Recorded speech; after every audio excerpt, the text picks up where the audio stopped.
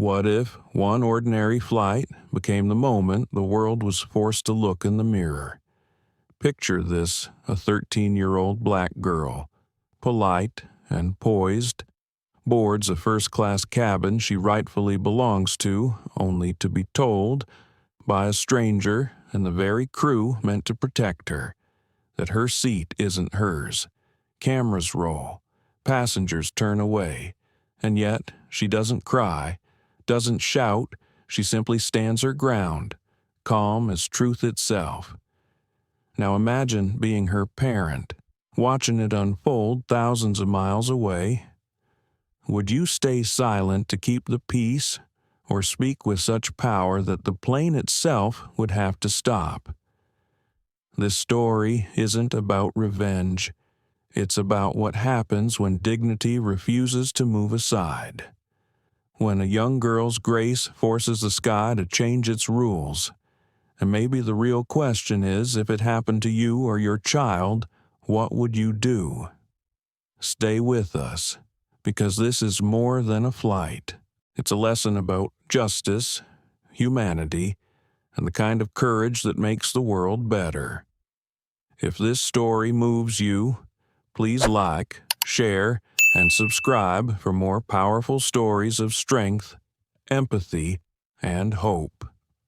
The boarding gate at JFK buzzed with the kind of noise that only New York could make, phones ringing, announcements echoing, a restless mix of travelers rushing to places that always seemed urgent. Amid the crowd stood Sarai Coleman, a tall, 13-year-old girl with skin like soft bronze and hair braided neatly into a bun. She wore a navy hoodie that said "Future of Flight," a gift from her mother, and clutched her boarding pass for seat 3A, first class. Her mother, Maya Coleman, had just finished a call an hour earlier. Maya was the founder and CEO of Coleman Aerotech, one of the top aerospace companies in America. But she wasn't on this flight. She was in Atlanta, preparing to meet the Federal Aviation Board that evening. Sarai had begged to fly alone this time. "Mom," she'd said, her voice confident but sweet, "I want to prove I can handle myself. You taught me that dignity travels with you." Maya had smiled. "Then remember, baby people may test your dignity. Don't let them take it." That sentence echoed in Sarai's head as she handed her boarding pass to the flight attendant at gate 42B. "Good afternoon, sweetheart," the woman said politely, scanning the ticket. "First class, seat 3A. You're early. Go ahead and get settled." Sarai smiled back. "Thank you, ma'am." Her manners were as natural as her breathing. When she entered the aircraft, the cabin smelled faintly of cedarwood and roasted coffee. First class shimmered with quiet luxury plush gray leather seats, warm amber lighting, a row of passengers already adjusting their noise-canceling headsets. Sarai walked to row 3, seat A next to the window and froze. A man was already sitting there. He looked up briefly, barely acknowledging her. Mid-50s, gray suit, polished shoes, posture that screamed ownership. His boarding pass sat on the tray table like a flag claiming territory. "Excuse me, sir," Sarai said softly. "I think this is my seat." The man's eyes barely flicked to her. "No, young lady, this seat is taken." She blinked, confused. "Yes, sir. I believe I said," he interrupted. "It's taken. You probably misread your ticket. Coach is back that way." He pointed toward the curtain dividing the cabins. The words stung, not just the tone, but the certainty in his voice. The way he didn't even look at her, as if her presence itself was out of place. "I'm sorry, sir, but this is 3A. She tried again, gently. "That's what my boarding pass says." He sighed heavily, the kind of sigh people give when they want to make you small. "Young lady, I've flown on this route every week for 20 years. They don't assign kids to the front row. A nearby flight attendant, Brenda Monroe, noticed the exchange and stepped over. Is everything all right here? Before Sarai could speak, the man replied, This child seems lost. She's trying to take my seat. Brenda looked at Sarai, then at the man, Richard Hale. She recognized from his frequent flyer list. Her training whispered in her mind. The customer is always right, but her instinct, her human one, hesitated. May I see your boarding passes? Please, she asked. Sarai handed hers over. 3A, she said, her voice steady but soft. Richard smirked and handed his too. 3A. He echoed. Brenda frowned. That couldn't be right. Duplicate seats were rare, almost impossible with digital boarding systems. Let me check with the gate, she said, stepping aside to radio the crew. Richard leaned back smugly, crossing his arms. Told you. Sarai stood there, silent, clutching her backpack. Other passengers began to notice. Some glanced with mild curiosity, others with quiet judgment. One woman whispered to her husband, They should really keep kids in economy. Minutes passed. Brenda returned. Sir, it appears Miss Coleman's boarding pass is the valid one. Your system update might have glitched. Richard's face hardened. That's ridiculous. I've had this seat reserved for months. You're telling me this child he stopped. Eyes narrowing, this girl somehow got priority over me. Brenda hesitated. Sir, her ticket was purchased at full fare under priority clearance. Richard's voice dropped to a cold murmur. Figures. One of those charity upgrades. Huh? Sarai didn't understand the words, but she understood the venom. Her heart pounded. She wanted to sit, to disappear, to breathe normally again, but she also remembered what her mother said.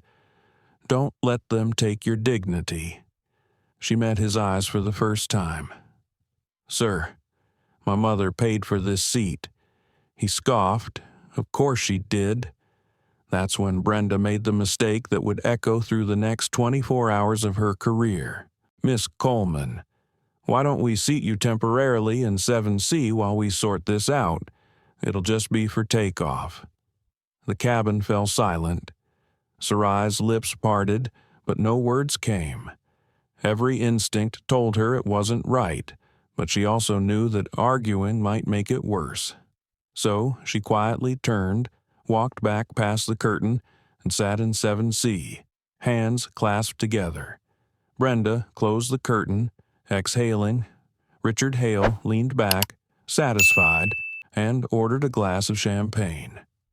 In row 7, Sarai looked down at her phone. The message thread with her mother was still open. She typed 3 words, It's happening again, across the country, in an Atlanta boardroom lined with glass and steel. Maya Coleman's phone buzzed. She looked down, read the message, and froze. For a moment, the world outside her blurred the board members, the projector, the numbers. Her jaw tightened. She'd faced senators, shareholders, entire boards of directors, but nothing made her heart stop like those 3 words from her daughter. She stood abruptly. Excuse me. Everyone, she said softly, I need to take this. And when she stepped out of that room, the quiet power in her eyes had changed. She wasn't the CEO of Coleman Aerotech anymore. She was a mother whose daughter's dignity had just been challenged again. The hum of the engines filled the cabin like a steady heartbeat. Rows of sleepy passengers scrolled through screens or adjusted their pillows, unaware that a quiet storm was forming in row 7C. Sarai sat there, her small hands folded over the strap of her backpack. Her eyes drifted toward the curtain separating first class from the rest of the plane, that thin, heavy fabric that now felt like a wall between dignity and humiliation. She stared at the patterned carpet, tracing the threads with her mind. She remembered how her mother used to say, "Every place you walk into, walk as if you belong there." But belonging wasn't always a matter of how you walked. Sometimes, people decided for you whether you belonged or not. Her seatmate, a middle-aged woman in business attire, noticed her silence. "Are you okay, sweetheart?" she asked kindly. "Yes, ma'am," Sarai replied softly. "There was just a mix-up." The woman smiled faintly, but her brow furrowed. "Well, I saw what happened when we boarded. You handled yourself better than most adults would." Sarai nodded politely, but her chest felt tight. Compliments didn't ease the ache. She thought about how many times things like this had happened at restaurants, hotels, even at school. People who smiled at first, then hesitated when they realized her last name, Coleman, the same as that company on the planes they flew in. She pulled out her tablet and opened the folder her mother had made for her books worth rereading. Inside were digital pages of hidden figures, The Hate You Give and Becoming. She had underlined one sentence in bright blue. "You have to keep your head up high enough to see the next step." She read it again now, as if those words could build a bridge over the sting inside her chest. Up in first class, Richard Hale was already laughing with another passenger, glass in hand. He didn't even glance toward the curtain. He had lived a life where every seat felt reserved for him by default. People moved for him, smiled for him, deferred to him. He didn't notice the eyes that sometimes hardened when he spoke. Privilege was like air invisible to those who never had to fight for it. In the galley. Brenda Monroe adjusted her tie nervously. She told herself she'd done the right thing she had to calm the situation until takeoff. The girl was young. Surely the mother could sort this out later. Still, something about the look in Sarai's eyes, not angry, just disappointed, gnawed at her when the seatbelt sign blinked off. Brenda walked down the aisle to check service trays. Passing row 7, she felt Sarai's gaze lift toward her. "Miss Coleman," she whispered quietly. "I'm checking on that seat situation. We'll sort it out soon." Sarai looked at her. "Thank you," she said, but her voice carried no hope. Brenda walked away quickly. Outside the airplane, clouds rolled like mountains of cream. Inside, Sarai leaned her head against the window, watching the sky shift from silver to soft orange. She wished she could just be another kid, not someone who always had to prove she belonged in the spaces her family had built. Her phone buzzed with a new message. "Mom, I'm handling it. Stay calm, baby." Maya's messages were always short, firm, reassuring, and somehow Sarai could almost feel her mother's voice in the vibration of those words. At that same moment, Maya stood in her glass-walled office in Atlanta, her phone pressed to her chest. Her assistant peeked in. "Ms. Coleman, the investors are waiting." "I know," Maya said softly, still staring out at the skyline. "They can wait another minute." She opened her laptop, eyes sharp and calm, typing into a secure network, one that connected her to every major partner airline. Her fingers moved with precision. She wasn't just a mother. She was the woman who designed part of the aviation software that powered half the flights across the country. And she had just entered Flight 704's system. Back in row 7, Sarai sipped ginger ale, watching a baby 2 rows ahead giggle as his mother played peekaboo. She smiled faintly. Then, a memory floated up the day her mom first took her to the company hangar. She remembered touching the metal of a private jet and saying, "It feels alive." Maya had smiled, eyes warm, because it carries people's hopes. Sarai. Never forget machines serve humanity, not the other way around. Now she wondered if humanity still remembered that. Brenda appeared again, kneeling slightly beside her.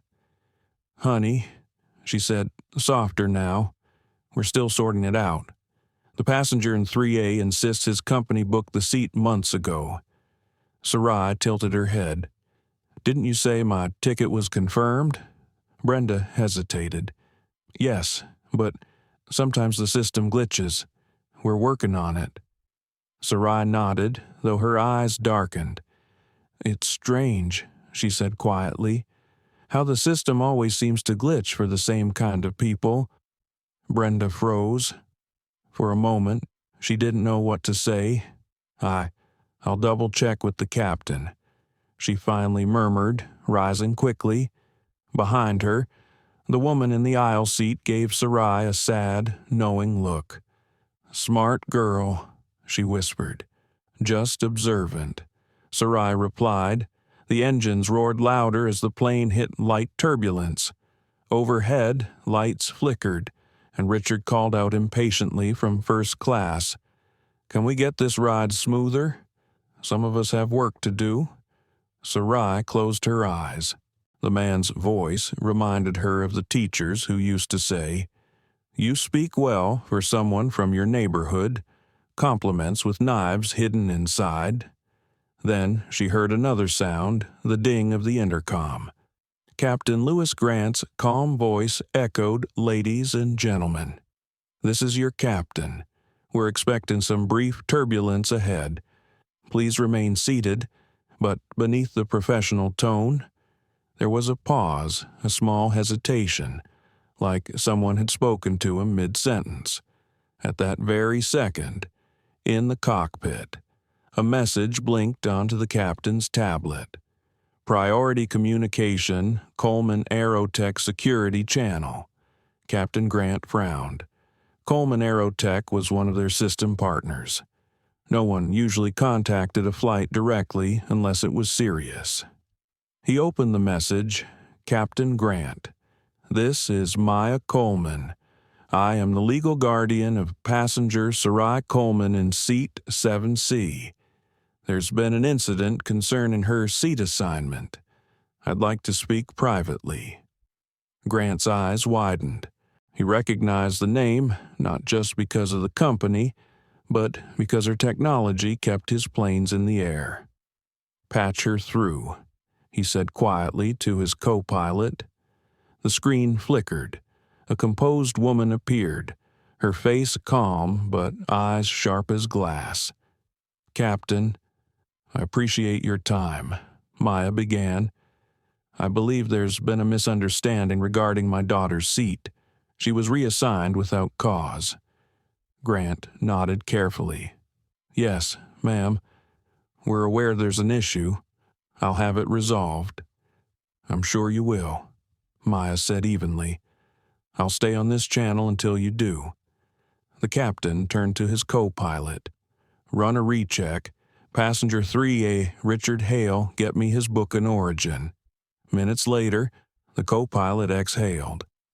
"Sir, it's a corporate courtesy upgrade from Apex Global Air. No payment record." Grant's jaw tightened. "Apex Global. Aren't they Coleman's competitor?" "Exactly." Maya's voice came through again, soft but firm. "Captain, I trust your discretion.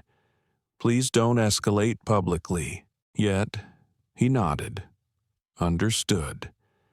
In row 7, Sarai watched a faint smile cross Brenda's face as she returned. "Miss Coleman," she said, her tone gentler now. "We're making arrangements. Please remain seated for a few minutes." "Okay," Sarai replied, folding her hands. But inside, something stronger than fear was forming a quiet certainty that her mother was already in motion. As she gazed out the window at the streak of orange sky, a thought slipped through her mind. Maybe respect doesn't shout. Maybe it just waits for the truth to land. And far above the clouds, in the cockpit, Captain Grant cleared his throat, steady and professional, but with a flicker of awe. "Ladies and gentlemen," he announced, "we've received instructions to hold our current altitude for operational reasons.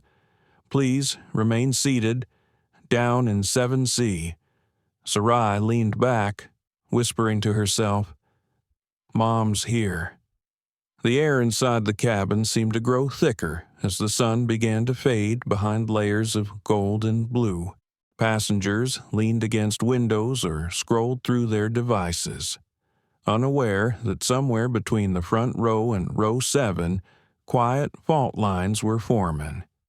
In 2A, Richard Hale loosened his tie and opened his laptop. The light from the screen reflected off his glasses, giving his face a faint, cold gleam. He was reading a report ironically, one about Coleman Aerotech's market dominance.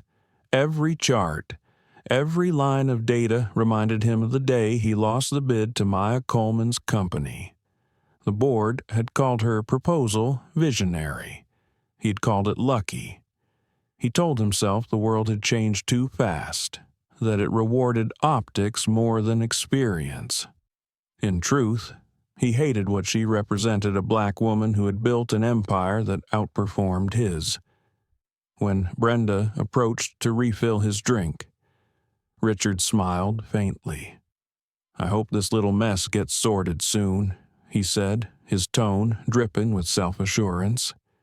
"Yes, sir," Brenda replied, forcing a smile. "The captain is working on it." "Good," Richard said.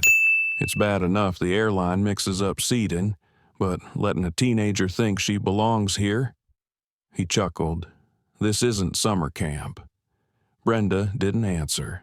She just nodded and turned away, her chest tightening with guilt. Every word from him echoed the biases she'd grown up around but tried to unlearn. Her grandmother used to whisper, "Sometimes fairness will cost you your job." Brenda had never understood what that meant until now. Up front, Captain Lewis Grant's voice crackled through her earpiece. "Brenda, I need to confirm, did you reassign passenger Sarai Coleman's seat without documentation?" Brenda swallowed. "Captain, the gentleman insisted he was a frequent flyer. I was trying to avoid a confrontation before takeoff." A long pause. Then the captain's tone softened but held weight. "Understandable. But I just received a direct communication from Ms. Maya Coleman herself. She's monitoring this incident. Handle the cabin professionally from this point forward." The blood drained from Brenda's face. She contacted you directly. She's on the system now," he said quietly, "and she's not just a parent. She's a key contractor for our fleet operations." Brenda turned toward the curtain that divided first class, suddenly realizing how small this aircraft really was. Meanwhile, in 2A, Richard finished typing an email to his assistant, Coleman's daughter on board. Funny coincidence, the universe has a sense of humor. He smirked and hit send. He had no idea the message would soon become evidence in a federal investigation. Down in row 7C, Sarai watched the cabin lights dim. The woman beside her offered half of her cookie. "Take it," she said. "You look like you could use something sweet." "Thank you," Sarai said quietly, breaking it in half and saving the smaller piece for later. She was trying not to cry, but her throat ached with that familiar heaviness, the one she'd learned to hide behind polite smiles. She checked her phone. No new messages from her mother, but a small blue icon blinked at the corner of her screen, a secure signal only she and her mom used. It meant one thing: Mom's online, somewhere above the Pacific corridor. Maya Coleman was standing inside her glass office, headset on, speaking to the Flight Operations Command. Her tone was steady, polite, but every syllable carried precision. "I'm not here to escalate, gentlemen. I'm here to ensure your crew understands protocol and the consequences of selective enforcement." The supervisor on the other end stammered. "Of course, Ms. Coleman will cooperate fully." "Good," Maya said softly. "Then you'll have no issue patching me through to Captain Grant for status updates every 15 minutes. "Yes, ma'am." She hung up, inhaled deeply, and whispered to herself, "Stay measured. Don't let anger be the story." Her assistant lingered at the door. "Should I postpone the investor call?" "No," Maya said, eyes fixed on the map of Flight 704 blinking on her screen. "We keep moving forward. Always forward, back on the plane." The atmosphere shifted again. Brenda returned to first class, setting down a napkin beside Richard's tray. Her hands trembled slightly. "Mr. Hale," she said carefully, "there's a minor issue with your reservation. We're re-verifying the seat assignment." Richard looked up sharply.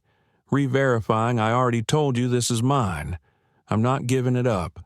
"Sir," Brenda began, voice low, "it appears your upgrade wasn't officially processed." "Excuse me," he leaned closer. "Do you know who I am?" Brenda's voice cracked, but didn't waver. "Yes, sir, I do. And I also know who she is."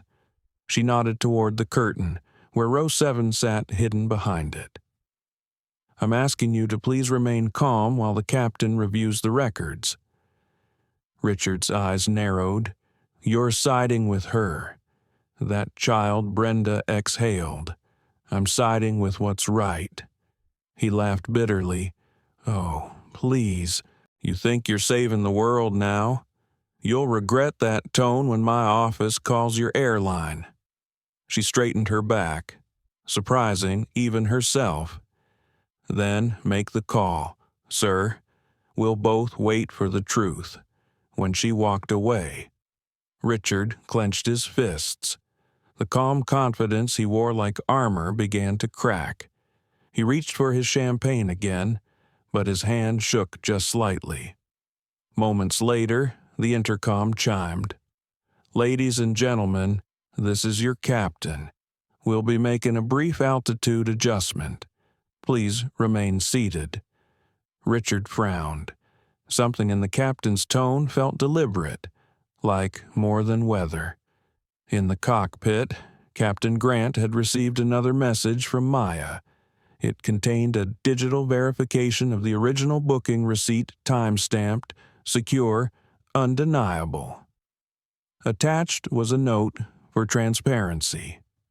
"I've shared this file with Federal Transportation Oversight." The captain sighed.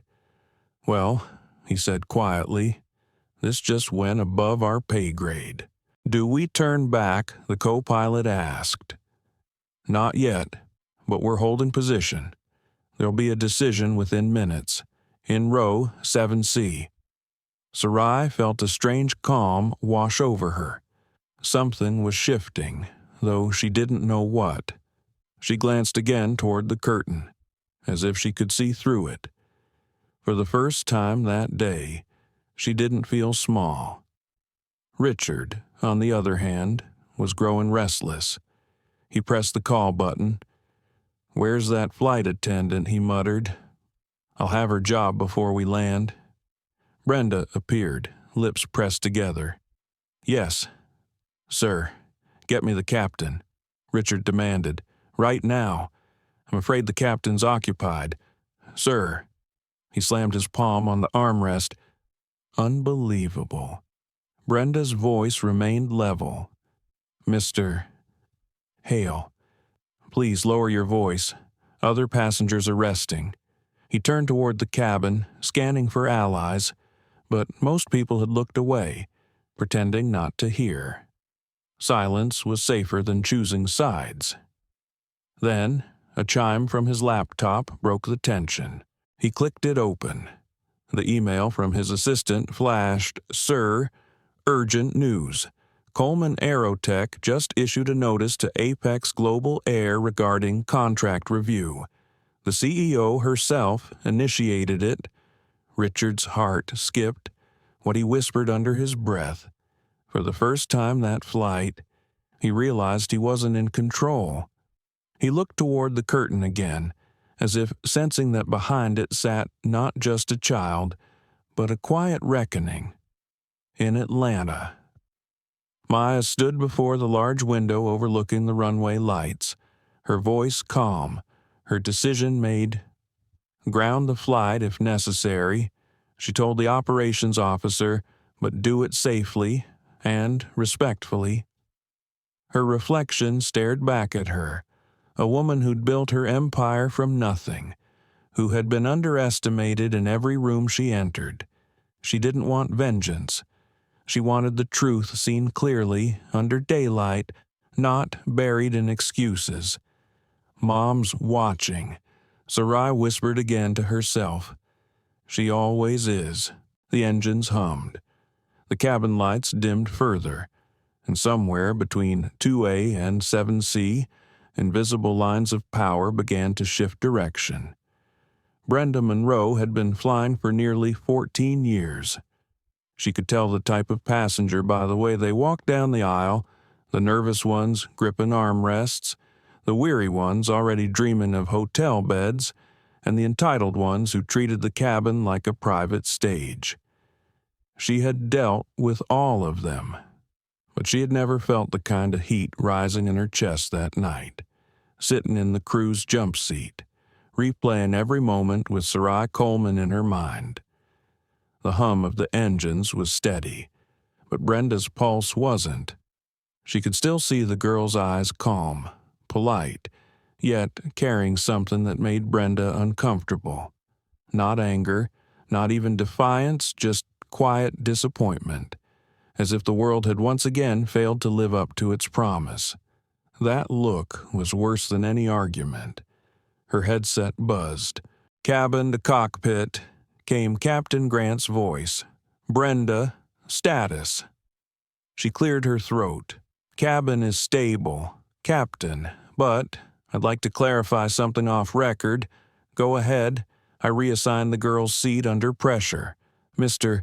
Hale insisted. I didn't verify properly." There was a pause long enough to make her heart pound. Then the captain said, "Acknowledged. I'll file a preliminary note for the incident log. Remain professional. I'll handle the communication." She nodded silently, even though he couldn't see her. After a moment, she stood and checked the aisle. Everything looked normal, but she could feel a shift in the air, like the calm before a storm. She walked to first class again, adjusting her blazer. Richard Hale glanced up, his tone sharp. "You fixed that glitch," yet Brenda took a breath. "We're resolving it, sir." "Well, I hope so. I'm due in San Francisco for a board meeting at 9 sharp. This delay nonsense is costing me." She forced a polite smile. Understood. Behind that practiced smile, though, her thoughts churned. 14 years in uniform had taught her how prejudice disguised itself as professionalism. She'd heard colleagues whisper about difficult passengers when they meant people of color. She'd seen how policies were enforced selectively, how apologies were rationed. She had told herself it wasn't her job to fix the system until tonight, when a 13-year-old silence cut deeper than any reprimand could. In row 7, Sarai was reading again. The woman beside her had fallen asleep, her head resting lightly against the window. Sarai glanced at the curtain. Part of her wanted to tear it open, to demand her place back, to prove she wasn't invisible. But her mother's voice echoed in her memory. "Power doesn't have to shout, baby. It can whisper and still shake a room." So she waited. Brenda stepped into the galley and poured herself a cup of water. Her hand trembled slightly. She'd never felt so divided between the fear of losing her job and the need to reclaim her conscience. She looked down at her reflection in the metal tray and whispered, "Do the right thing, Brenda," just once without hesitation. As she turned to walk out, a soft chime from the intercom startled her.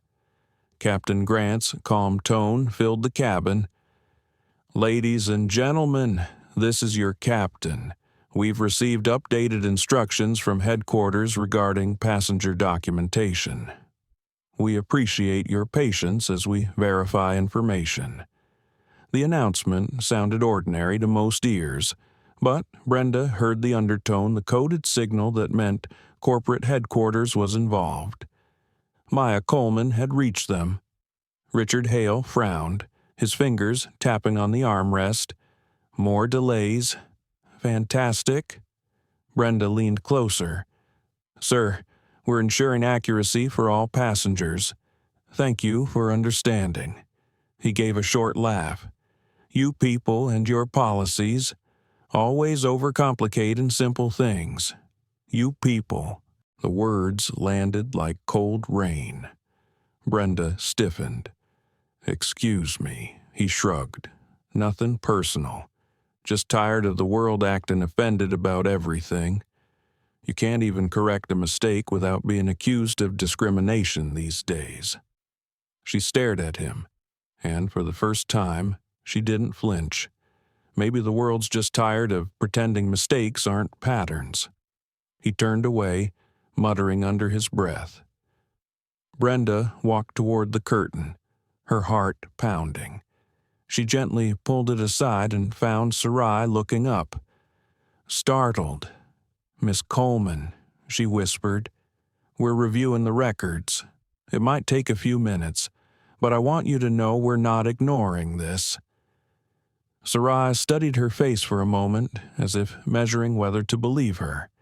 Then she nodded slowly. "Thank you.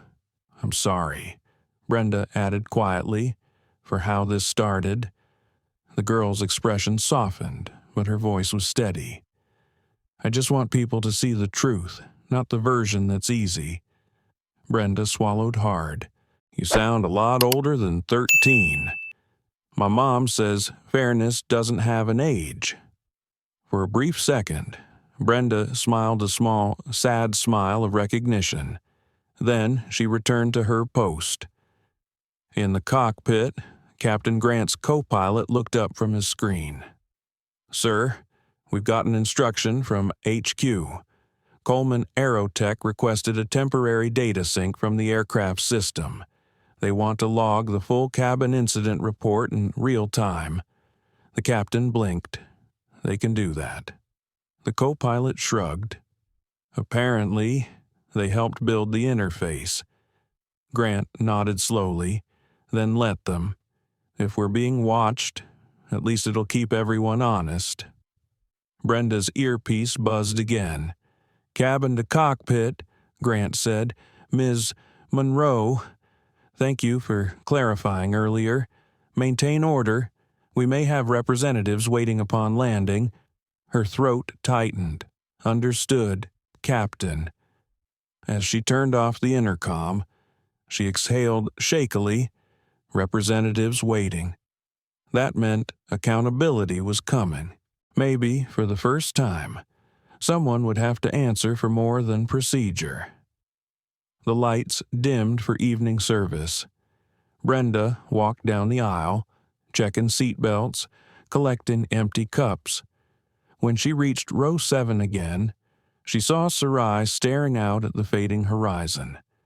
The sky outside had turned a deep violet, streaked with traces of fire. "It's beautiful," Brenda said softly. Sarai nodded. "It looks peaceful, doesn't it?" "Yes." Brenda hesitated, but sometimes peace only comes after a storm. Sarai turned toward her, eyes clear. "Then maybe the storm's what we needed." Those words stayed with Brenda as she walked away. For the first time in years, she didn't feel like a uniform. She felt like a person. Up front. Richard pressed the call button again, but Brenda didn't rush to answer. Instead, she took a deep breath and allowed herself to pause. Somewhere above 30,000 feet, her faith in fairness began to breathe again. Maya Coleman's voice, calm and resolute, reached the captain through the comm line one last time. "Thank you, Captain Grant. I'll let your team handle it from here. Please make sure my daughter feels safe. I'm en route to New York now. If needed, I'll meet your flight when it lands." "Yes, ma'am," Grant said. "We'll ensure that—" When the line went silent, he looked at his co-pilot. "Something tells me this flight's about to make headlines." Down in row 7, Sarai reached into her backpack and touched the small silver pin her mother had given her years ago, the Coleman Aerotech emblem, shaped like a wing. It glinted softly in the cabin light. She pinned it to her hoodie, where anyone walking by could see it, a declaration without words. In the silence that followed, the engines roared steady, the sky darkened, and a sense of reckoning began to settle over everyone on board. At 38,000 feet, the cabin was wrapped in quiet tension. The air seemed thicker somehow, each breath edged with anticipation. Brenda Monroe's heart pounded as she collected the last service trays, her mind half on procedure, half on the weight of everything unsaid. She didn't know that far below them, in a glass tower in downtown Atlanta, Maya Coleman had already changed the course of the night. In the executive command room of Coleman Aerotech, rows of monitors glowed blue. The hum of servers blended with the faint sound of rain on the windows. Maya stood at the center, one hand pressed to her earpiece. Her posture was calm, but the steel in her eyes could have cut through the storm outside. "Confirm aircraft ID," she said. "Flight 704. Apex Global Air," replied the technician. "Data relay live. Cabin feed linked to our system via onboard communications patch. We have full sync." Maya exhaled slowly. "Good. Begin real-time audit protocol. Record everything." Her assistant hesitated. "Ma'am, won't that—" "It's my daughter," Maya said quietly, "and it's my company's system they're using to run this flight. We built the interface they're relying on. If the world's going to watch how they treat people, we'll make sure they see it clearly." The team nodded. Meanwhile, up in the air, Captain Lewis Grant sat in silence, his eyes darting between the horizon and the instrument panel. He had flown for 20 years, but he'd never received an instruction like this, an encrypted message routed directly through corporate command. It wasn't protocol. It was power speaking through the back door of the system. "Captain," the co-pilot murmured. "HQ just pinged again. Coleman Aerotech issued a priority override. They want us to maintain current altitude and stand by for immediate clearance return to JFK." Grant frowned.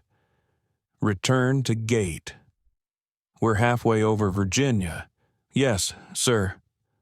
"They said it's a compliance issue regarding passenger treatment.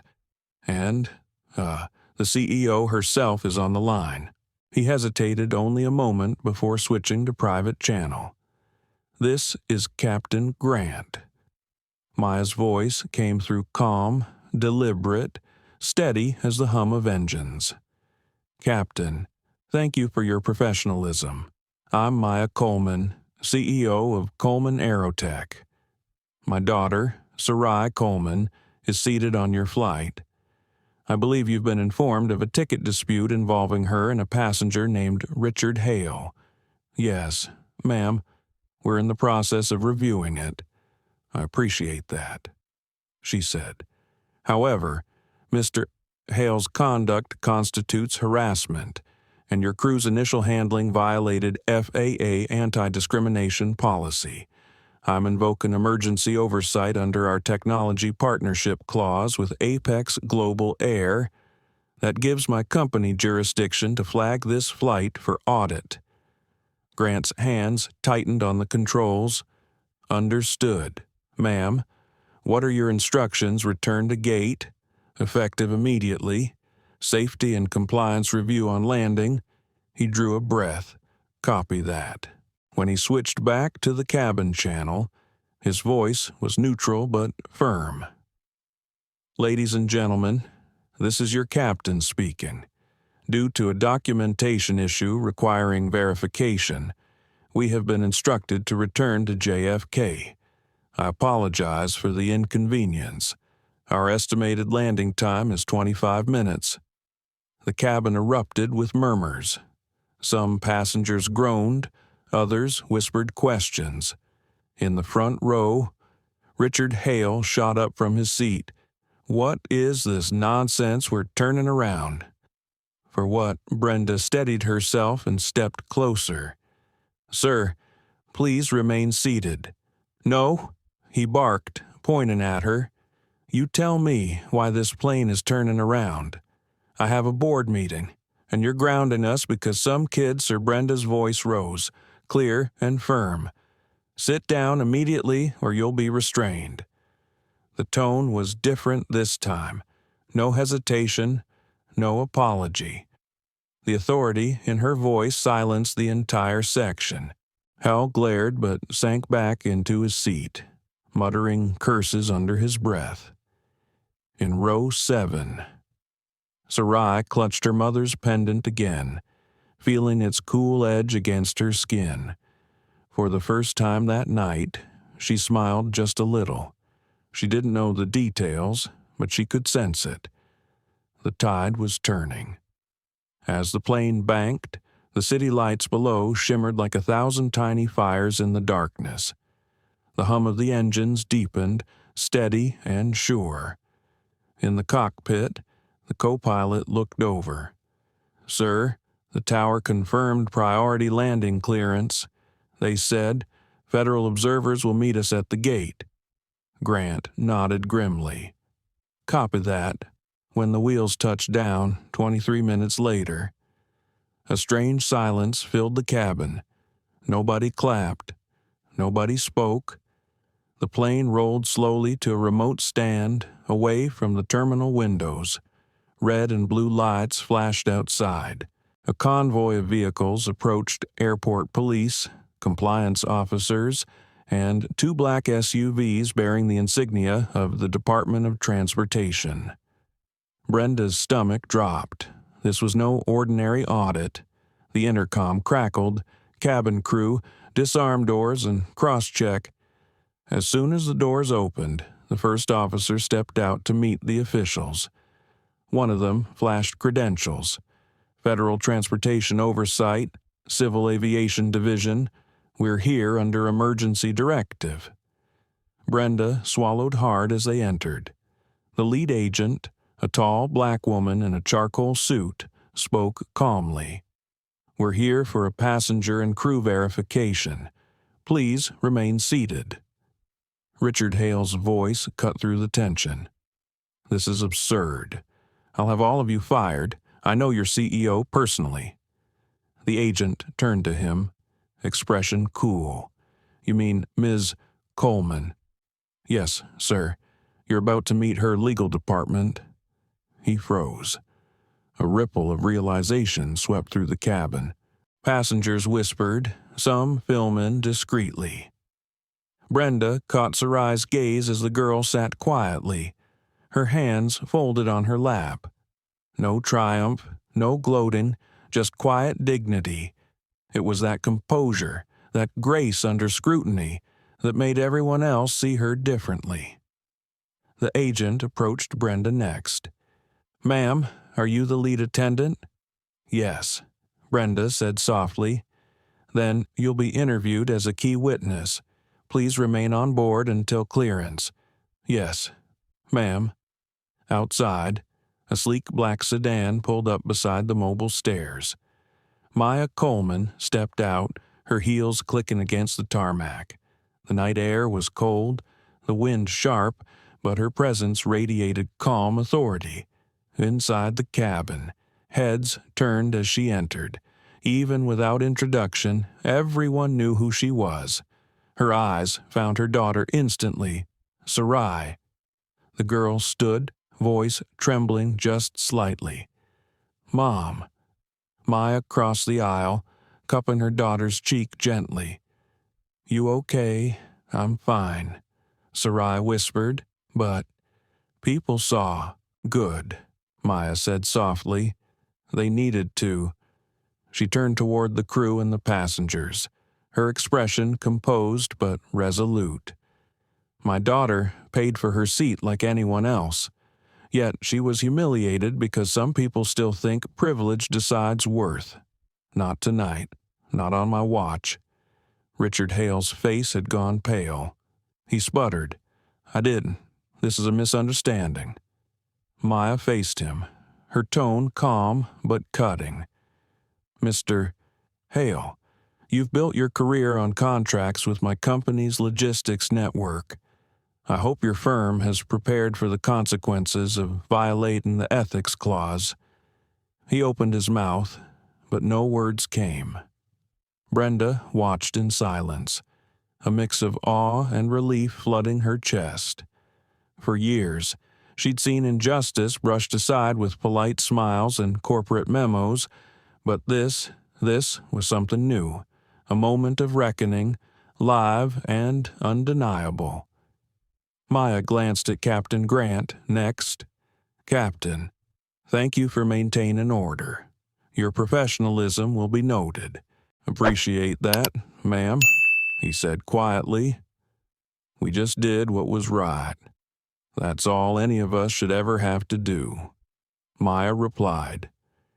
As federal officers escorted Richard Hale from the plane, Brenda caught sight of other passengers clapping softly, not out of spectacle, but out of shared relief.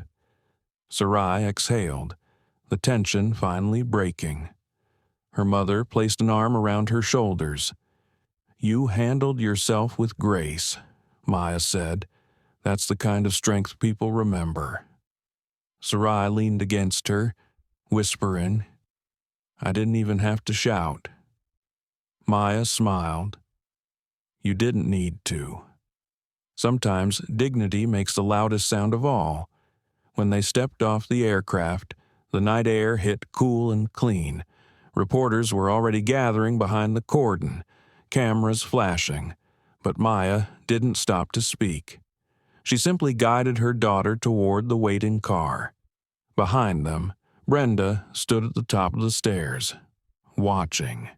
She felt something shift inside, a quiet resolve to never look away again. The engines powered down, the lights dimmed, and for the first time in years, justice had landed with the plane. By dawn, the terminal was already alive with murmurs. Flight 704 had become breaking news before the passengers even cleared security.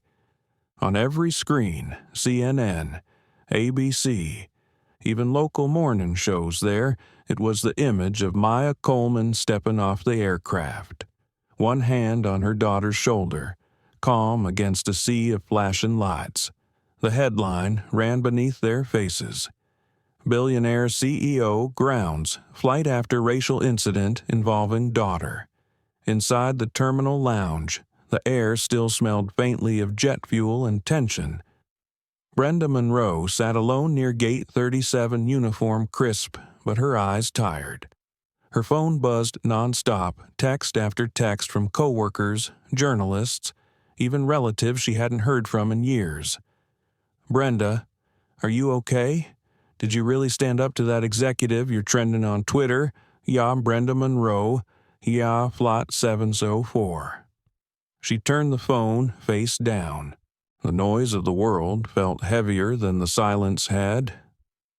At the far end of the lounge, Maya was speaking quietly with two federal officers. Sarai sat beside her, sipping orange juice, eyes half on the TV screen showing live coverage of their story. She looked both amazed and uneasy. Maya thanked the officers, then sat next to her daughter. "How are you holding up?" Sarai shrugged. "Everyone keeps staring." "They're not staring," Maya said softly. "They're seeing. There's a difference." Sarai looked down at her hands. "It doesn't feel good." "No," Maya admitted.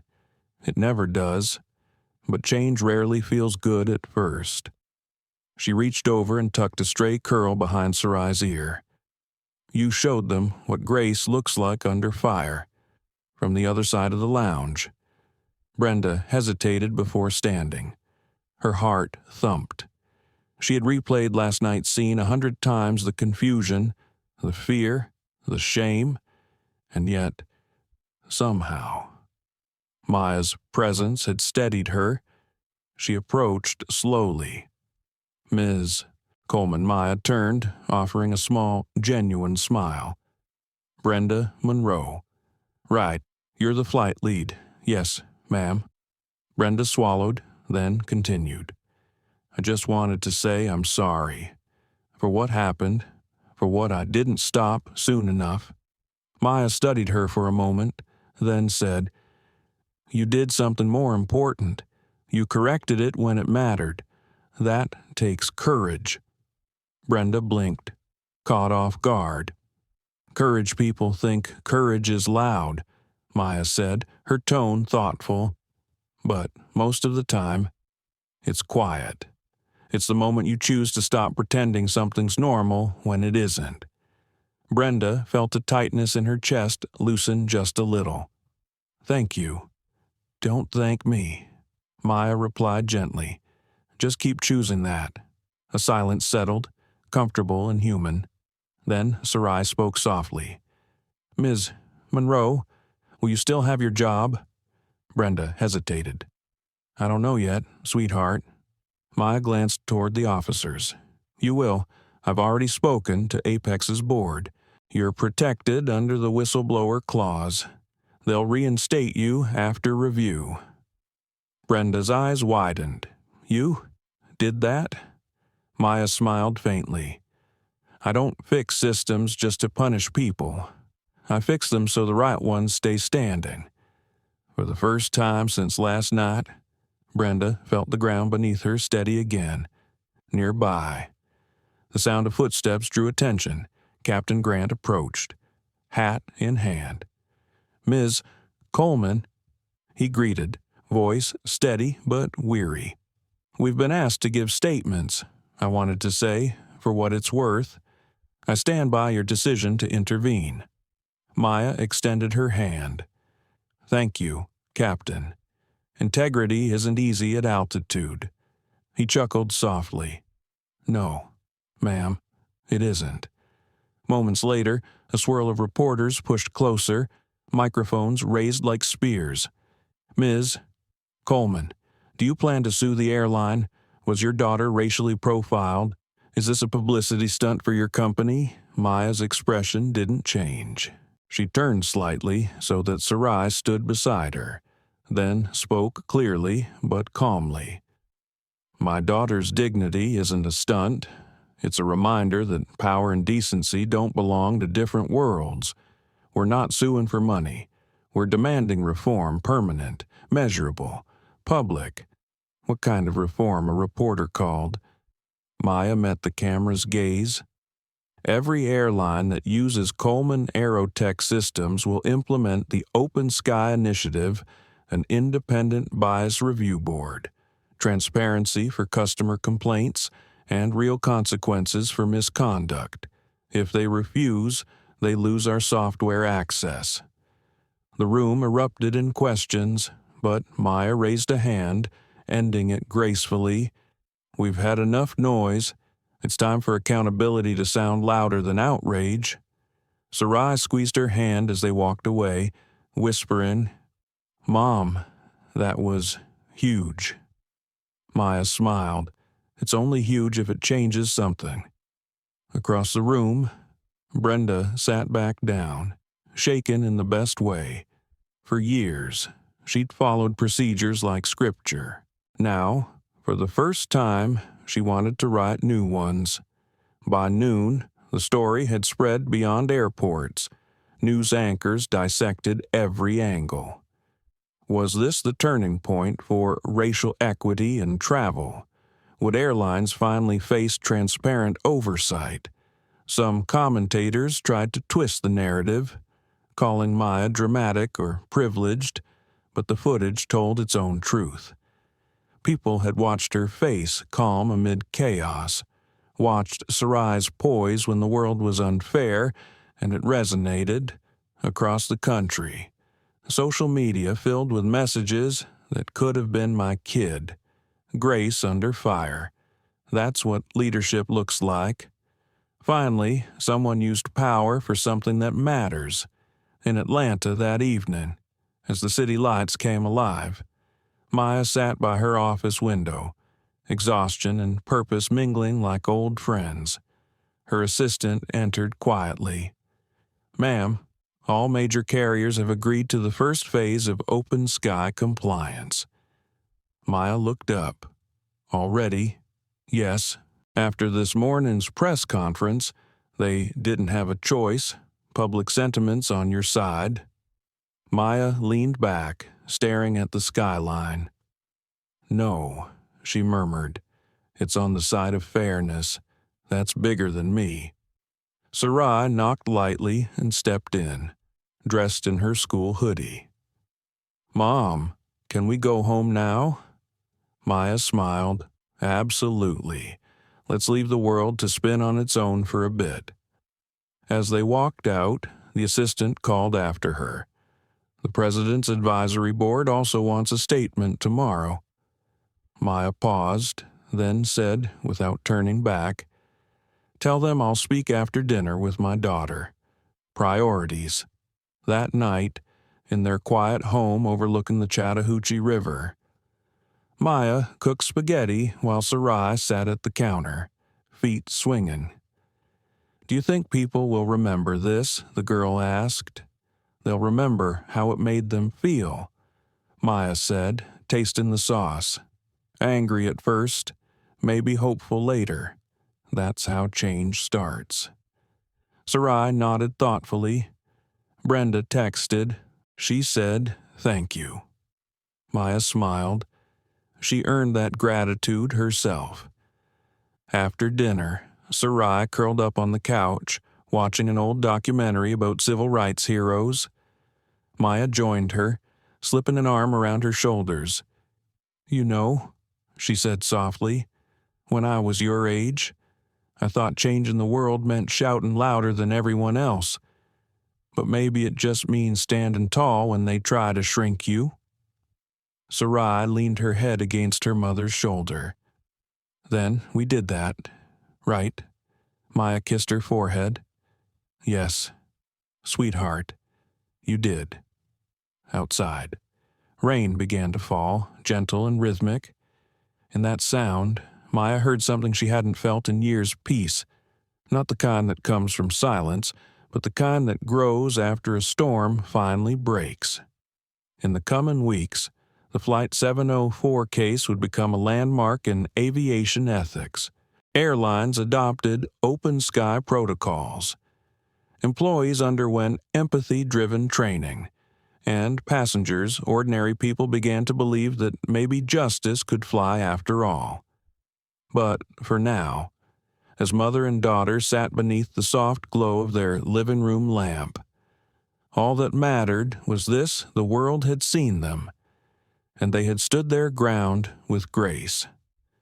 3 weeks after Flight 704, the world had already begun to move on, as it always does. New headlines had replaced the old ones. But in quiet corners, conference rooms, classrooms, airports, the story still whispered through conversations like a memory refusing to fade. For Brenda Monroe, the aftermath felt like standing in sunlight after too long in shadow. She had been reinstated to her position at Apex Global Air, though her duties had changed. No longer assigned to standard flights, she now led a small team for ethics and passenger care. a program that Maya Coleman herself had quietly funded through the Open Sky initiative. Her first day back in uniform felt strange. The fabric that once symbolized routine now carried responsibility. As she pinned her name tag, she remembered Sarai's words on the plane. I just want people to see the truth, not the version that's easy. That truth now stared at her every morning in the mirror. She stepped onto the concourse at Hartsfield-Jackson Airport, one of the busiest in the country. Travelers rushed past, coffee in hand, voices overlapping, but for the first time, Brenda didn't just see passengers, she saw stories. Every person had one, invisible until someone bothered to ask. Her phone buzzed. A message from Maya's assistant training session confirmed. Ms. Coleman arriving at 11:15. Brenda's stomach fluttered. She hadn't seen Maya since that day in the terminal. When the elevator doors opened, Maya stepped out, dressed simply white blouse, charcoal slacks, and the same calm presence that seemed to command rooms without ever raising her voice. Sarai followed, now with her hair braided neatly, a small backpack slung over her shoulder. Brenda, Maya greeted warmly. Good to see you again. You too, ma'am, Brenda said, trying not to sound nervous. Everything's ready. As they walked into the training room, Brenda noticed Sarai linger behind. Studying the mural, the airport had recently unveiled a painted horizon with the words, "Fair skies start with fair minds." She smiled faintly. Maya began her session with the 30 flight attendants seated before her. I'm not here to lecture, she said. I'm here to remind you that policy without empathy is just paperwork. Passengers remember how you make them feel, not how many rules you recite. Brenda watched as the group leaned forward, captivated. Maya spoke not like an executive, but like someone who'd lived the imbalance firsthand. Some of you, Maya continued, might think what happened on Flight 704 was an isolated incident. I promise you it wasn't. But it can be the start of something better. Every time you choose respect over assumption, you rewrite what the sky stands for. When the session ended, the room erupted in quiet applause. Maya turned to Brenda. You're doing good work here. Keep it human. Brenda nodded, her throat tight. That day changed more than policies for me. She admitted, it changed who I want to be in this uniform. I know, Maya said gently. Change is heavier than anger, but it lasts longer. As they walked out, a man in a maintenance uniform approached hesitantly. Ms. Coleman. Maya turned. Yes, I just wanted to say my daughter's mixed, and she saw that video. She said it made her feel safe, like maybe people care. His voice cracked slightly. Thank you. Maya's eyes softened. That means everything. Tell her to keep believing in the better version of us. When they left the building, Sarai looked up at her mother. People keep thanking you, but I think you just reminded them they could do something, too. Maya smiled. Maybe that's all any of us can do. That night, back home in Atlanta, the Colemans sat by the fireplace. The house felt different lately, quieter, but not heavy. On the mantel rested a framed photo of Sarai from the awards ceremony that morning, Young Voices for Change honoree, recognized for inspiring empathy through calm courage. Sarai turned the photo around shyly. I didn't even say much that day. You didn't need to, Maya said, sipping tea. The world doesn't remember words.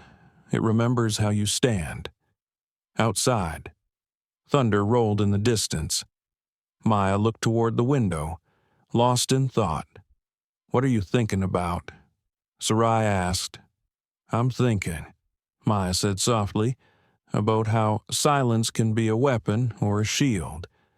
On that plane, your silence was power, but for too long, mine wasn't.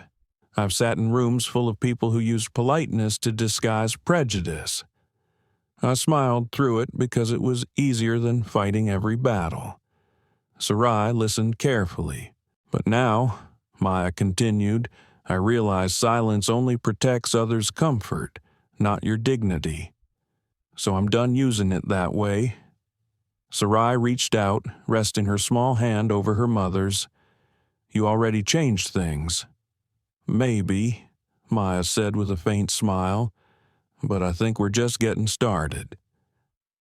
The next morning, Maya met with Apex Global Air's interim CEO at their New York headquarters. The meeting was tense but professional. Charts and data filled the screen statistics on training completion, passenger feedback, and discrimination reports. Your reforms are costing us millions, the CEO said tersely. Shareholders are impatient. Maya leaned forward, her voice calm but razor-sharp. Then, tell your shareholders the truth what costs more reform, or the next public scandal, because I assure you, one will happen without the other. He fell silent. She continued, You can measure compliance all you want, but the moment a flight attendant sees a person instead of a policy, you'll save more than money. You'll save your company's soul. Later that day, as she boarded her private jet home, she looked out at the clouds and whispered to herself, Change takes root where discomfort begins. Back in Atlanta, Brenda was closing her shift when a family approached her gate, a young black couple with a little girl clutching a stuffed penguin.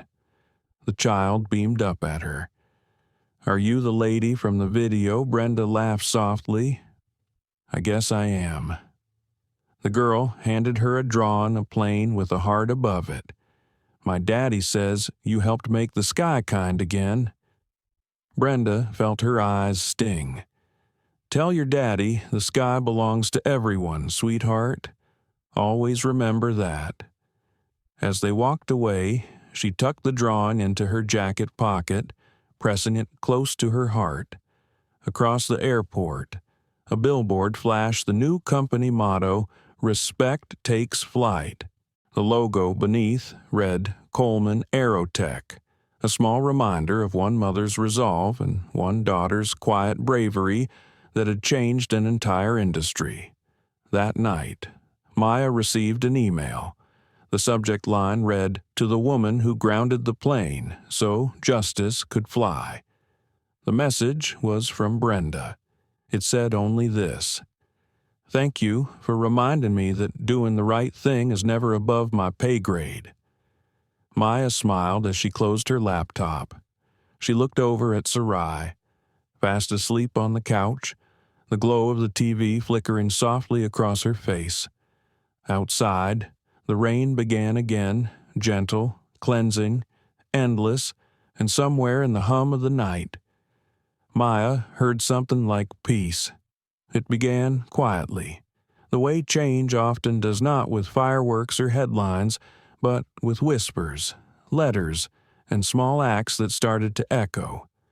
3 months after the incident, Flight 704 was still used in leadership seminars, diversity workshops, and corporate boardrooms. Its story had become a case study in accountability. But for Maya Coleman, the work wasn't about legacy. It was about ensuring the next injustice didn't need a billionaire to fix it. The morning sunlight spilled through the tall windows of the Coleman Aerotech headquarters. Maya stood at the window, coffee in hand, watching the city pulse awake.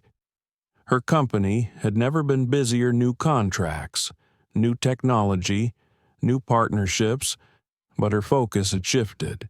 Now, her meetings weren't just about systems efficiency, they were about people. Her assistant entered softly. Ms. Coleman, your 10 o'clock is here, Brenda Monroe." Maya turned, smiling. "Send her in." Brenda walked in wearing a navy blazer, the faintest trace of nerves in her step. "Good morning, ma'am." "Good morning, Brenda," Maya said warmly. "Please, sit."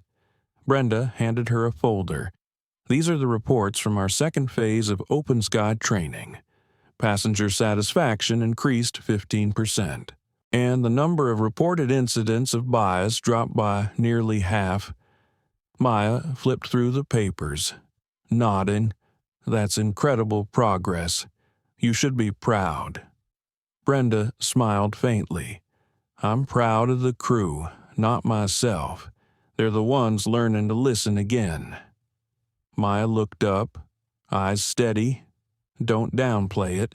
You became the kind of leader this industry needed, someone who remembers how it feels on the other side of the counter." Brenda hesitated. "There's something else. I've been approached by the FAA. They want me to help design a national training module based on our program." "That's wonderful," Maya said genuinely. "You should do it."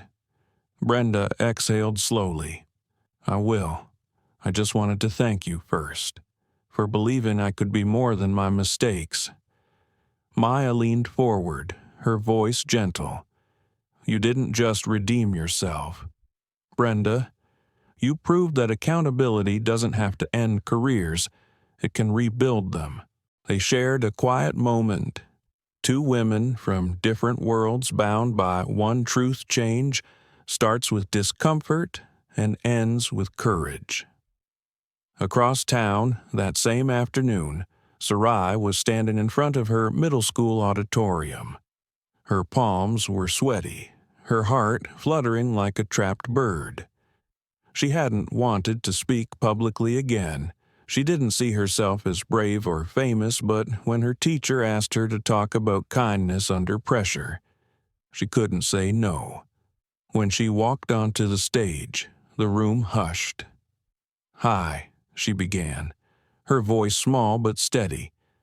"Some of you might have heard about what happened on a plane a while ago. I didn't plan to be part of a big story. I just wanted my seat back." Soft laughter rippled through the crowd. Sarai smiled. "But what I learned that day is that you can't always control how people treat you. You can only control how you respond. And sometimes the calmest voice can make the loudest noise." The applause was quiet at first, then grew. Her mother watched from the back, tears glistening but pride stronger than anything else. That evening, as they drove home, Sarai gazed out the window. "Mom, do you think it really made a difference?" "One flight, one seat," Maya thought for a moment. "Do you see that lake over there?" Sarai nodded. "When you throw a pebble, it disappears in a second. But the ripples, those keep moving long after the pebble's gone. You were that pebble." Sarai, every change starts with someone brave enough to disturb the surface. Sarai smiled softly. "Then I'm glad we didn't stay quiet." Meanwhile, the ripple reached even farther.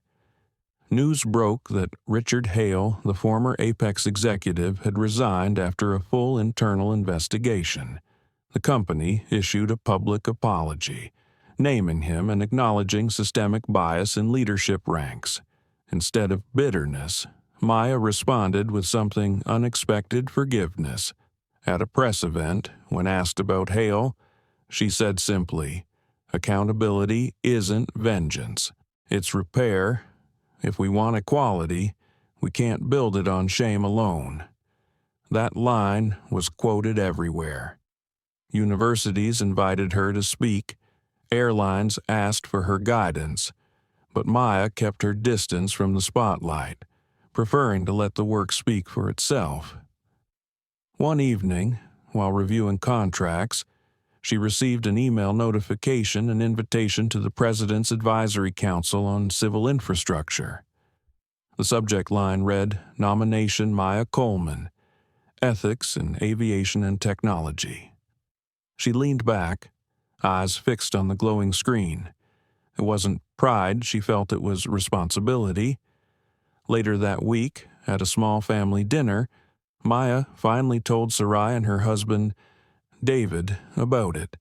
David, a soft-spoken engineer with a deep laugh, raised an eyebrow, an advisory council. That's national-level influence. Maya shrugged. I'm not sure I want it. Sarai looked surprised. Why not? Because influence without humility can turn into noise, Maya said.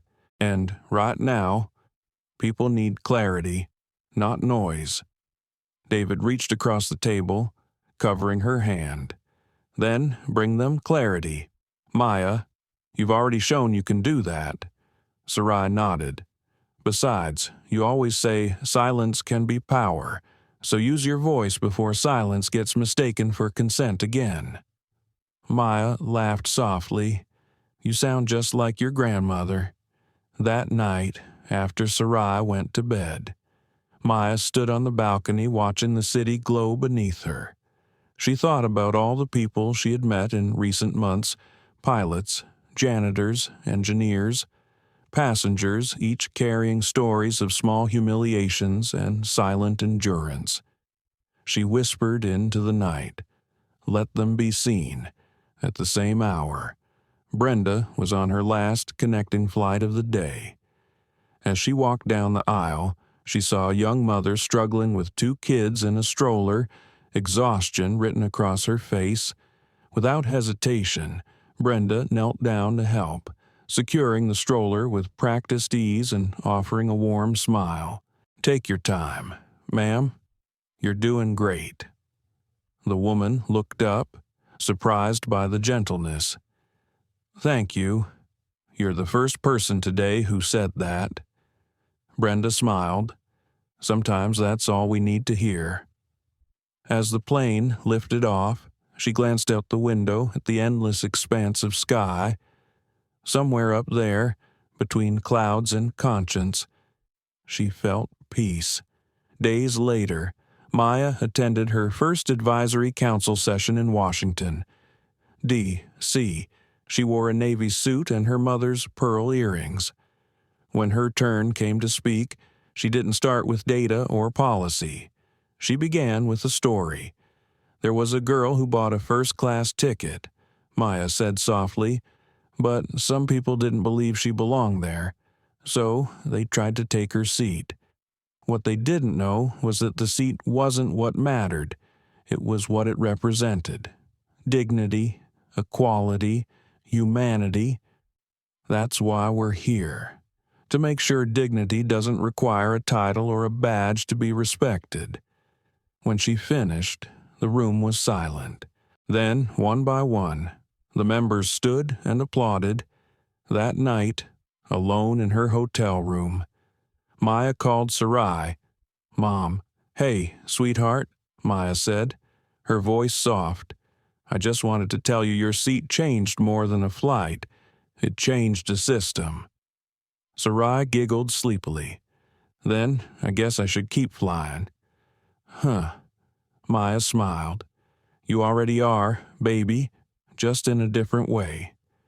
When she hung up, she looked out the window at the city lights below, each one small, but together forming something bright enough to guide anyone lost in the dark. And, for the first time, Maya allowed herself to rest, not because the work was done, but because she knew the ripples would keep moving, even without her hand. Autumn arrived in Atlanta gently that year, washing the city in gold and rust. At Coleman Aerotech's headquarters, sunlight filtered through glass panels, falling across framed newspaper clippings that told the story of how one flight had changed everything. Most people who visited the building paused at those frames, reading the bold headlines and shaking their heads in disbelief. But for Maya Coleman, the headlines weren't a monument, they were a reminder. It was a Thursday morning when her assistant entered her office with an envelope, cream-colored and sealed with a wax stamp. This came for you. Ms. Coleman, she said, placing it gently on Maya's desk. It was hand-delivered. Maya turned the envelope over. The return address made her pause. Richard Hale. For a long moment, she didn't open it. The name alone carried echoes, anger, humiliation, that night when the world watched his downfall and her daughter's quiet strength. But then, with a deep breath, she broke the seal. The letter was written in careful, almost hesitant handwriting. Ms. Coleman. I have replayed that night more times than I can count. Not because I wish to defend myself, but because I can no longer do so honestly. I saw your daughter that day not as a person, but as a mirror of my own prejudice. The shame of that has followed me since.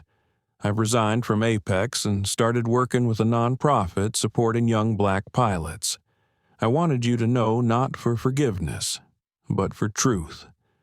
What you said about accountability being repair stayed with me. I'm trying to live that, one small act at a time. If you and your daughter are ever open to it, I'd like to meet not to erase the past, but to acknowledge it properly, respectfully. Richard Hale Maya sat still for a long time after reading it. Outside, a plane passed overhead, sunlight glinting off its wings. She thought of Sarai, how her grace had forced the world to look inward. Maybe this, too, was part of that ripple. That evening, as she cooked dinner, she mentioned the letter to David. He set down the cutting board and looked at her carefully. What are you going to do? I don't know, she admitted. Part of me wants to ignore it. Another part knows that change only means something if we let people grow. 2. David nodded slowly. Then maybe it's time. 2 days later, Maya agreed to meet Richard Hale at a small cafe near Piedmont Park. She arrived early, sitting by the window where she could see the lake shimmering beyond the trees. When he entered, she barely recognized him. Gone was the crisp corporate arrogance. He looked older, humbler, carrying the weight of reflection. Ms. Coleman, he greeted quietly. Thank you for agreeing to see me. Maya, she corrected. Please, sit. There was an awkward pause. Then Richard said, I've spent my whole life believing the world revolved around what I earned. That night, I learned it actually revolves around how we treat people. Maya studied him. His voice trembled slightly. Change is uncomfortable, she said softly, but at least you didn't run from it. He exhaled. When I saw your daughter stand there, calm, unbroken, I realized how much strength I'd mistaken for silence. I thought respect was something given to people like me. I never saw it as something I owed others first. For the first time, she saw not a villain, but a man learning to live with his conscience. If you're truly committed, she said, then use your experience to educate others. Let your mistake mean something beyond regret. He nodded. That's the plan. I've already been asked to speak at aviation ethics conferences. I'll tell the story honestly. No excuses. Maya smiled faintly. Then maybe this was never about one seat. Maybe it was about who we all become after we've fallen from ours. When she returned home, Sarai was sitting at the dining table doing homework. Mom, she said, glancing up, you look different, happier. Maya kissed the top of her head. Maybe because today someone finally learned what you already knew. What's that? That kindness isn't weakness. It's the hardest kind of strength. Sarai smiled and went back to her math, her pencil moving steadily across the page. Weeks passed, and life took on a rhythm again. Maya continued her work with the Federal Advisory Council.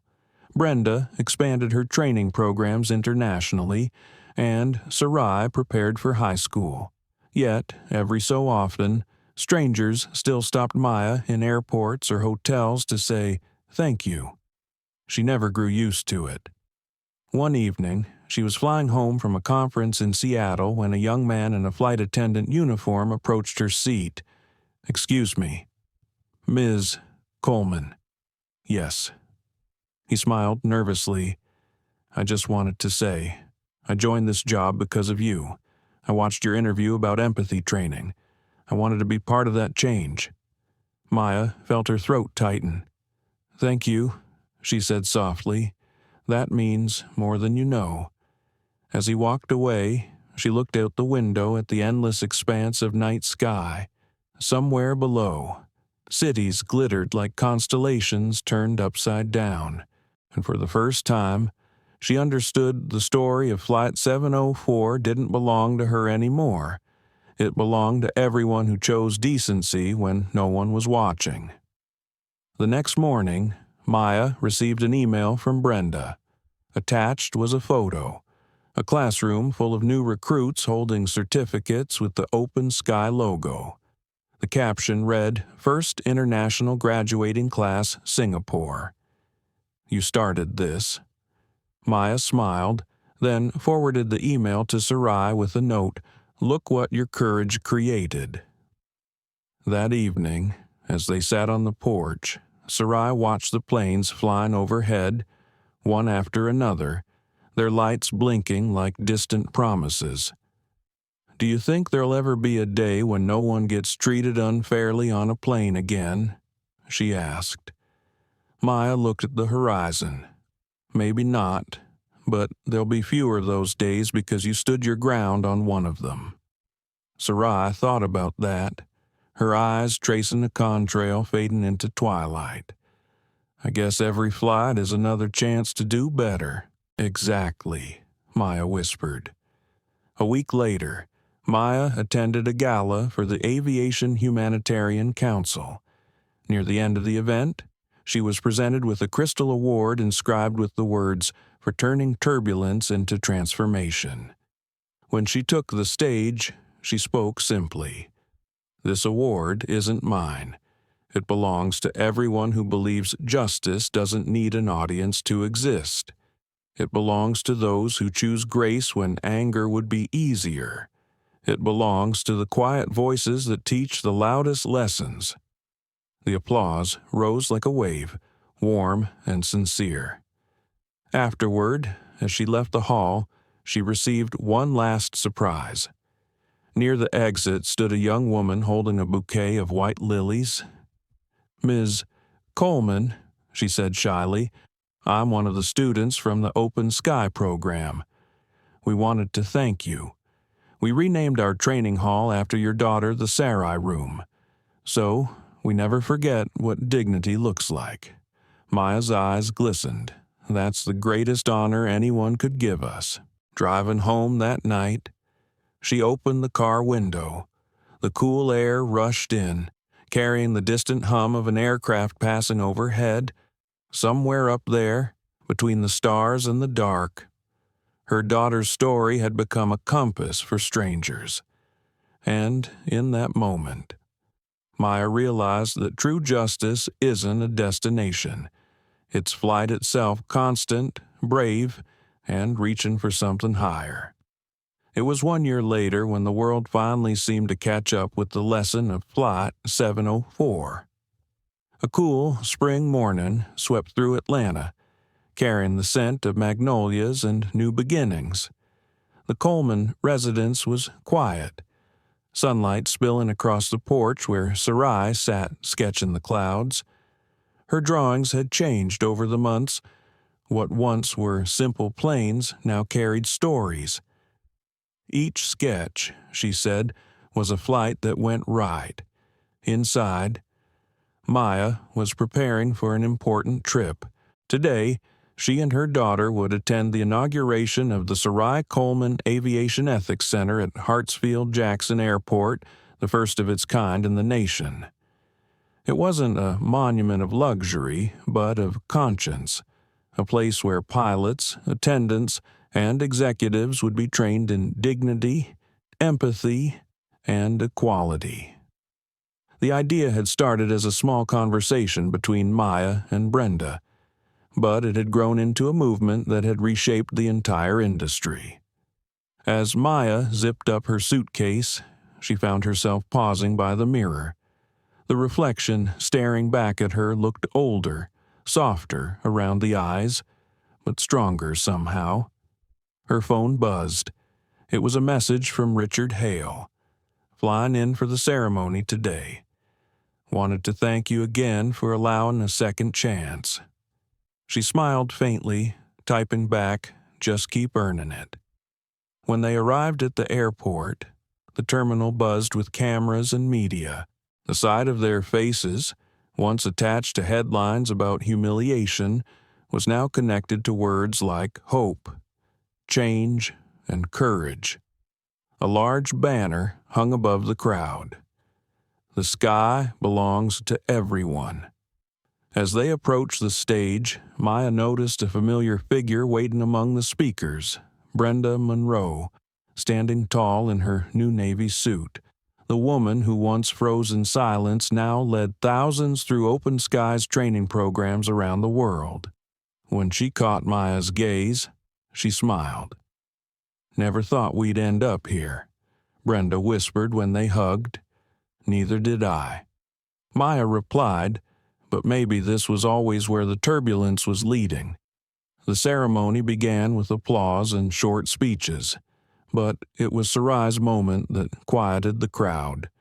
Dressed in a simple cream dress, she stepped up to the microphone, her voice trembling slightly but clear.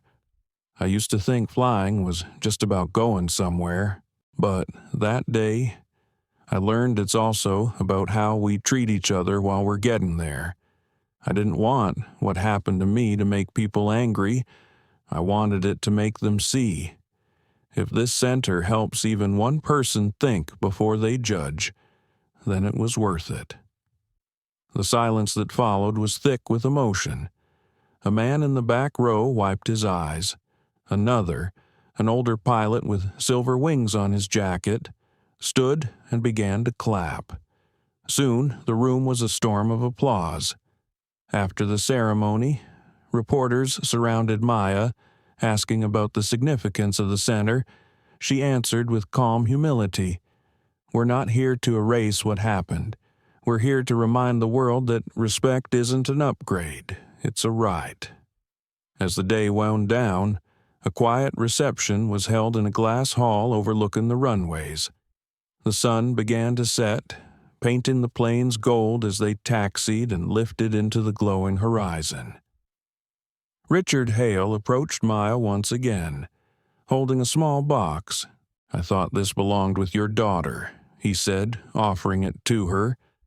Inside lay a silver airplane pendant engraved with the date of the flight. I wore it after everything fell apart. To remind myself who I became because of her. Maya handed it gently to Sarai, who studied it for a moment before slipping it around her neck. "Thank you," she said softly, "for trying to be better." That evening, as the guests left, Maya and Sarai walked down the now empty concourse. The lights dimmed behind them, leaving only the glow of the tarmac. "You know," Maya said, "when I was your age, I thought power meant never being hurt. But now I know it's about choosing how to heal and who to lift with you when you do." Sarai nodded, her fingers brushing the pendant. "Then I want to use mine to lift people, too. You already have." Maya smiled. They stepped outside just as another plane roared into the sky, its tail reflecting the last light of day. For a fleeting second, the clouds seemed to shimmer with their reflection, mother and daughter standing side by side, faces turned upward. Weeks later, a journalist published an article titled "The Flight That Changed the Skies." It traced how one incident had led to a wave of reform, more transparent passenger rights, empathy-based training across airlines, and a new public expectation for accountability. The piece ended with a quote from Maya. "The sky has no color, no hierarchy, no privilege. It accepts every wing equally. Maybe humanity should learn from that." The article went viral again, but this time the conversation wasn't about outrage, it was about possibility. Educators began using Sarai's story in ethics lessons. Airlines partnered with Coleman Aerotech to develop a fairness algorithm that monitored passenger treatment in real time. Even late-night hosts referenced it with admiration, calling it the day decency grounded arrogance. One evening, months later, Maya received an invitation, an official request from the White House to attend a policy roundtable on equity in travel and corporate ethics. She sat quietly, holding the envelope for a long while before whispering, "It never ends." "Does it, David?" Sitting beside her, grinned. "Change never does. That's the beauty of it." At the round table, as leaders debated reforms, Maya spoke last. Her words were simple. "We can write all the policies we want, but if people forget that kindness is a decision, not a reaction, then we'll keep circling the same skies. So let's build systems that remind us to choose it." Afterward, as she exited the White House lawn, she glanced at the flag fluttering above the same colors her ancestors had fought beneath, the same sky her daughter had reclaimed a piece of. That night, Sarai watched from their porch as stars glittered across the Georgia sky. She pointed to one and said, "That one looks like it's moving." Maya smiled, following her gaze. Maybe it's another flight. Maybe someone up there just remembered what it means to see everyone as human. And somewhere, in the high quiet above the clouds, another captain's voice came over an intercom, saying the same words millions had learned because of one brave girl. "Ladies and gentlemen, welcome aboard. We're all equals on this flight." The engines hummed, the world below faded, and for the first time in history, the sky truly belonged to everyone. The story of Maya and Sarai Coleman reminds us that dignity isn't given by status, it's lived through every choice we make. In a world where prejudice still whispers in quiet corners, it takes courage to stand firm with grace instead of rage. Maya could have demanded revenge. Instead, she chose accountability and transformation. Her daughter, barely 13, showed that power doesn't always shout, it can stand quietly, unshaken, and still change everything. For older generations, this story is a gentle mirror. It asks us what kind of legacy we want to leave behind. Do we pass down bitterness, or do we teach the next generation to turn pain into purpose? Justice doesn't always come in courtrooms. It can begin in a single act of decency. And healing doesn't mean forgetting the hurt. It means deciding that the hurt will not define who we are. Like Maya, we can all choose to make the skies a little fairer, the world a little kinder, and our lives a little braver. Thank you so much for watching and sharing this journey with us. Stories like this remind us that kindness and courage can still rewrite the world. If you felt something today, hope, empathy, or strength, please like, share, and subscribe to our channel. Your support helps us bring more powerful stories that heal, inspire, and remind us that humanity always wins when dignity leads the way. See you in the next story.